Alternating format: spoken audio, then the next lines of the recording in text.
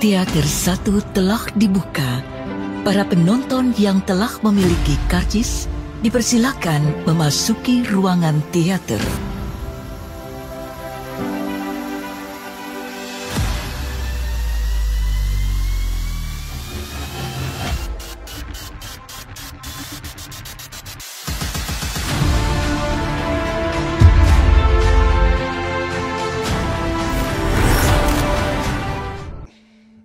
Film dimulai dengan seorang pria bernama Jamie yang baru saja terbangun dari mimpi masa lalunya. Setelah itu, sebelum pergi kerja, dia menyempatkan untuk menggendong bayi kecilnya. Bisa kita lihat di sini, Jamie memiliki kalung perak dan juga banyak tato di sekujur tubuhnya. Anaknya dia titipkan pada wanita tua yang dipanggil Mimi. Jamie pun dijemput oleh mobil warna putih. Ternyata Jamie berencana merampok bank bersama dengan rekan lainnya. Ada Mick dan yang satu ini saya tidak tahu namanya, jadi saya sebut saja Vapu. Mick ini orangnya barbar, sedangkan Vapu orangnya banyak bicara, dan Jamie sendiri orangnya cerdas. Sampainya di bank yang dimaksud, mereka pun siap-siap dan langsung beraksi.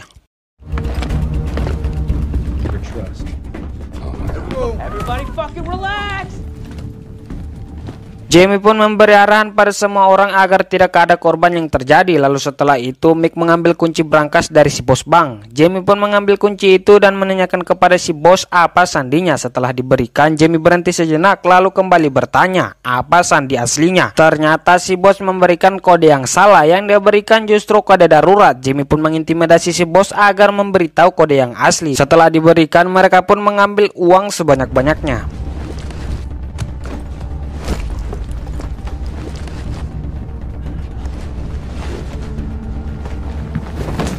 Setelah mengambil uang, mereka keluar dan setelah dirasa aman, mereka pun menuju ke mobil. Tapi tiba-tiba, ya, entah bagaimana caranya, ternyata polisi sudah ada di lokasi dan baku tembak-tembak pun tak terhindarkan.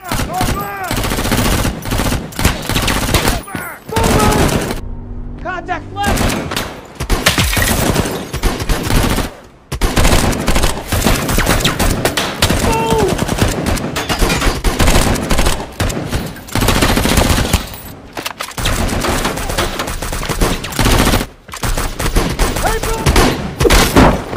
Baku tembak-tembak pun terjadi antara kedua belah pihak dengan sangat menegangkan, yang mana Jamie DKK situasinya sangat tidak menguntungkan akibat supir mereka mati terkena tembak. Terlebih lagi polisi selalu berdatangan dan jika berlama-lama maka dipastikan mereka akan kalah. Menyadari itu, Jamie langsung memerintahkan untuk mundur dengan cara satu persatu. Untungnya posisi mereka untuk kabur sangat bagus dikarenakan ada pagar besar yang mana di belakangnya itu jalanan. Jamie pun keluar pertama dan pas sekali ada orang random di mobil yang tidak menyadari akan adanya perbaku tembakan karena dengar musik. Jamie pun mengambil mobil dan akhirnya secara step by step mereka berhasil kabur menggunakan mobil tersebut. Tapi sayangnya yang tersisa hanya 3 orang, yaitu Jamie, Mick, dan Vapu yang terkena tembakan cukup parah di bawah ketiaknya. Ketegangan belum berhenti di situ karena salah satu polisi tiba-tiba muncul di depan menggunakan mobil. Untungnya dia sendirian yang dengan mudah Mick langsung membunuhnya. Lalu mereka putar arah. Masih belum sampai di situ karena ada juga 2 mobil polisi yang berada di depan mereka dan inilah yang terjadi. Akhirnya mereka berhasil kabur. Singkat waktu sampailah mereka di tempat pertukaran mobil yang sudah disiapkan. Masih ada polisi datang tapi dengan mudah Mick membunuhnya.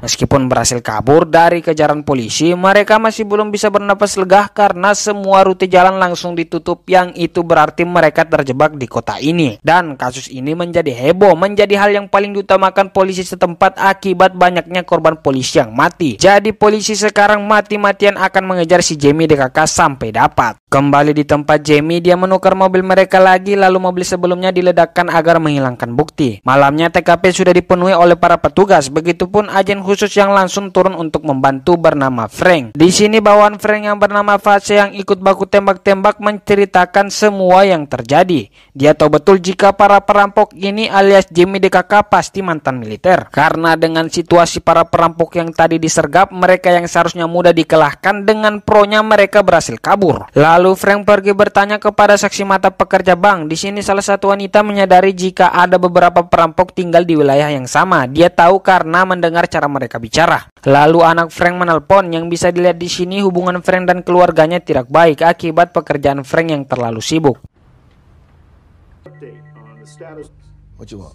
Di tempat lain memperlihatkan seseorang yang stay coolnya menonton berita tentang perampokan yang dilakukan Jamie DKK. Dan setelah diperlihatkan itu adalah Nasi. Tak lama si kenalan Jamie menelpon meminta bantuan untuk mencuci uang tersebut.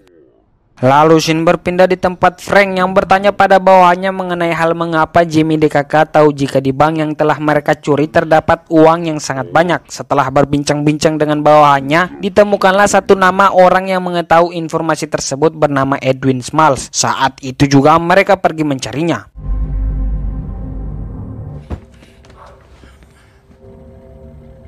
Kembali di tempat Jamie DKK, sampainya di tempat Clarence, Vapu pun langsung diobati. Sambil Vapu diobati, Jamie ditelepon oleh si kenalan yang memberitahunya jika dia telah berbicara dengan Nasi. Tapi kesepakatan yang ada adalah kesepakatan yang buruk, karena Nasi ingin mengambil keuntungan 70%. Dengan berat hati karena mau bagaimana lagi, Jamie pun setuju tanpa sepengetahuan Mick. Sementara itu di dalam, Clarence yang memeriksa Vapu menyadari jika peluru yang mengenai bawah ketiaknya pantul masuk di dalam perut. Terlebih lagi darahnya sudah banyak keluar, yang hal itu sudah di luar kemampuannya untuk menyembuhkan Vapu ini. Mendengar itu, karena mereka tidak punya banyak waktu, Mick memberi Clarence sejumlah uang untuk membereskan Vapu tanpa sepengetahuan Jamie. Dengan terpaksa Clarence pun bersedia.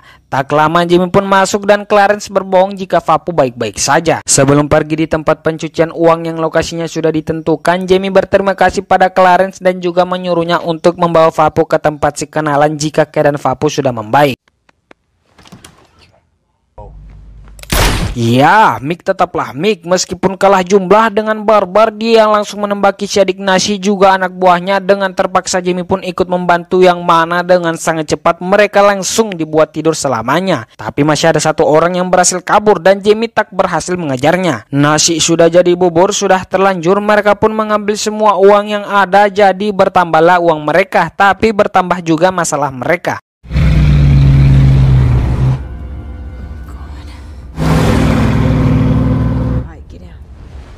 Sempat deg-degan saat berpapasan dengan polisi yang lagi patroli di lampu merah. Untungnya si polisi tidak curiga. Si anak buah Nasi yang berhasil selamat tadi melaporkan pada Nasi tentang semua yang terjadi. Mendengar itu tentu Nasi murka mengetahui adiknya juga ikut mati. Saat itu juga dia menyuruh anak buahnya untuk menangkap Mick dan Jamie. Berpindah di tempat Frank, Edwin yang sudah ditemukan sekarang lagi diinterogasi. Edwin yang sempat berbohong akhirnya mengaku setelah ditekan, mengatakan jika dialah yang telah membocorkan informasi tersebut kepada para perampok. Dari pengakuan Edwin, dia merasa ada dari mereka yang bersaudara. Yang dimaksud itu adalah Jamie dan Mick. Terlebih lagi muka mereka agak mirip. Bisa dinilai dari cara mereka berdua saling bicara. Yang satu pintar, yang satu jahat. Si bawahan Frank mendengar itu seperti mengetahui sesuatu dan menelpon seseorang buat memastikan. Setelah seseorang tersebut mengirim foto, ya tidak salah, itu adalah Jamie dan Mick. Di sini terjawab identitas mereka berdua adalah betul adik kakak. Mereka adalah mantan marinir yang pernah ditugaskan dulu di Irak dan Afghanistan, sudah memiliki catatan kejahatan yang panjang. Saat itu juga foto Jamie dan Mick disebarluaskan di media untuk mempermudah pencarian. Di kantor polisi, Frank yang baru mengetahui jika ada pembunuhan yang adiknya Nasi itu langsung menuju ke lokasi. Kembali ke Jamie dan yang lain, mereka tersadar dalam kondisi terikat. Di sini Mick langsung meminta maaf kepada Jamie dan akan mengaku jika semua ini adalah ulahnya sambil berusaha melepaskan ikatan lakbannya. Sedangkan Jamie, dia hanya bisa meminta maaf kepada Ava yang ikut terlibat. Begitupun dengan Vapu yang ikut dibawa dan dia hanya bisa pasrah dengan apa yang akan terjadi ke depannya. Tak lama datanglah Nasi. Di sini Jamie pun langsung meminta Nasi untuk barter, lepaskan Ava dan ambil semua uangnya. Tapi tentu Nasi menolak. Justru dia ingin membalas dendam, membuat Jamie menderita. Dia tahu jika Ava ini orang yang sangat berarti untuknya. Maka dari itu nanti Ava akan dipakai oleh anak buahnya di depan matanya sendiri. Mick pun langsung memanas-manasi Nasi dengan mengatakan dia yang membunuh adiknya, lalu menceritakan dengan jelas bagaimana cara dia melakukannya. Tapi Nasi tidak terpengaruh. Justru dia lagi menikmati momen ini dan memberitahu wadah yang di samping berisi 100 galon asam sulfat yang dalam sekejap mengubah manusia menjadi sup. Untuk membuktikan, anak buahnya mengambil satu timba dan orang yang pertama diberikan adalah Vapu. Sambil berteriak kesakitan, Vapu meminta pertolongan ke Jamie.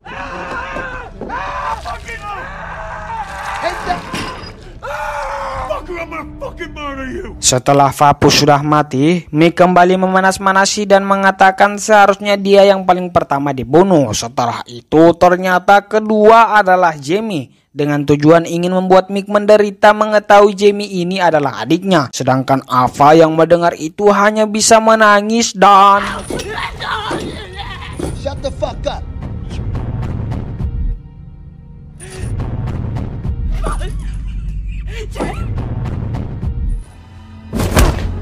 ya, Jamie menendang nasi, lalu Mick juga berhasil melepaskan diri dan melepaskan Jamie, dan tembak-tembakan pun tak terhindarkan.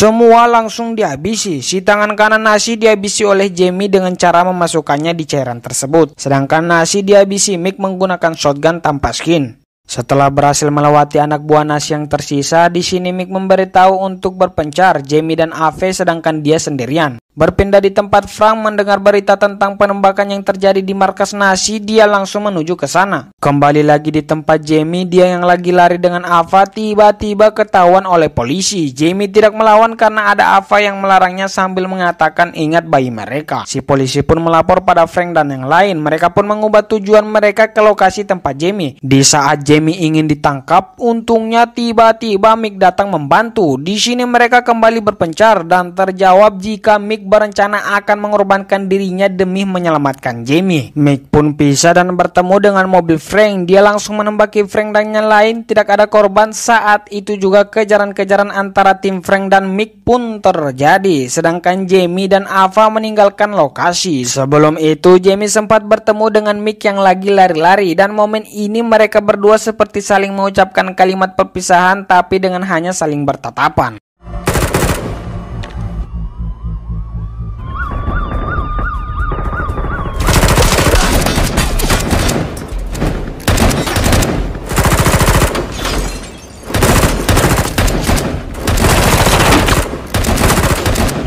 Polisi pun terus berdatangan buat menangkap Mick, tapi Mick sangat susah buat ditumbangkan. Meskipun seorang diri, dia selalu berhasil lari. Tapi sampai di mana Mick terkena tembakan dan bersembunyi. Lalu si bawahan Frank yang melihat darahnya tiba-tiba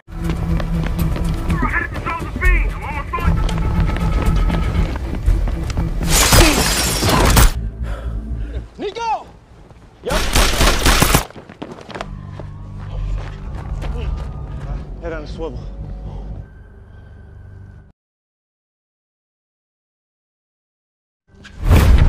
ya, si bawahan Frank yang satu ini ditangkap buat dijadikan sandera. Tapi sayangnya meskipun para polisi sempat tidak bisa apa-apa dari arah lain, Frank berhasil menumbangkan Mick saat itu juga. Di saat-saat terakhirnya Frank bertanya di mana keberadaan adiknya, tapi Mick menjawab Jamie sudah meninggal. Sementara di tempat Jamie dan Ava, mereka berdua berpisah dengan Jamie yang belum diketahui pergi kemana membawa uang tersebut. Di tempat Frank, mereka semakin percaya jika Jamie telah mati dengan apa yang ditemukan di markas nasi, yaitu kalung perak yang ada di dalam cairan tersebut yang mereka kira itu adalah Jamie. Tapi dilihat dari ekspresi Frank, nampaknya dia belum percaya.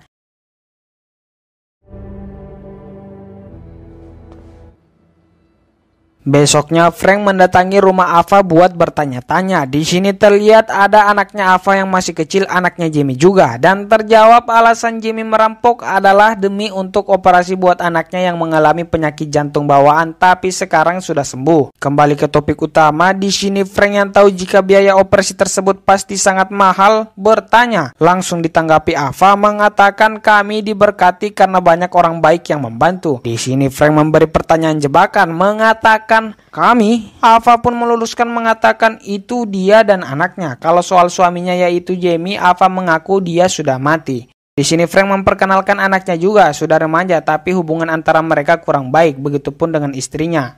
mantan istrinya, yang semua itu terjadi karena dia jarang pulang. Ava pun memberi saran yang intinya alangkah baiknya dia sering menyempatkan waktunya buat putrinya. Setelah mendengar itu, Frank pun berterima kasih atas sarannya dan Ava juga kembali berterima kasih. Di sini Frank mengonfirmasi kepada bawahannya jika Jamie telah mati dan semua uang yang telah dicuri juga telah dikembalikan. Lalu tiba-tiba anaknya menelpon dan belum juga mendengar Frank bicara sama anaknya, cerita langsung disingkat dan memperlihatkan Jamie yang sedang di pantai bersama Ava dan anaknya.